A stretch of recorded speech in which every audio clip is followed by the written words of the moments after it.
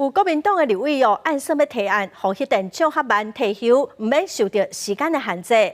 全国废弃行动平台今仔早起去新北市政府头前，因呼吁新北市长侯友宜甲新北市的议员爱做伙联署来反对这提案。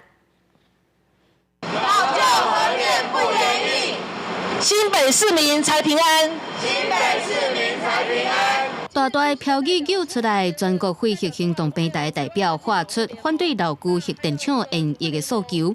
早起佮带来联署书，要交予新北市长侯友宜，佮有64位新北市的议员，强调新北即马有2座核电厂爱除役，这40年来运转拢无发生意外，嘛是得爱重视安全，该除役得爱除役，唔通用甲发生核灾。灾害之前，使用期限到了，见好就收，赶快除役。现在看它没有坏，你还要再使用它，用到坏，那么核灾就马上会发生了。针对台北市真侪位国民党的立委提出要修法，让老旧的核电厂唔免受到爱提早申请的时间限制，会当顺利来延役。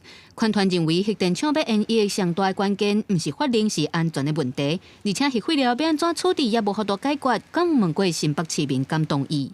难道他就同意目前核1、核2厂的核废料要长留我们新北市吗？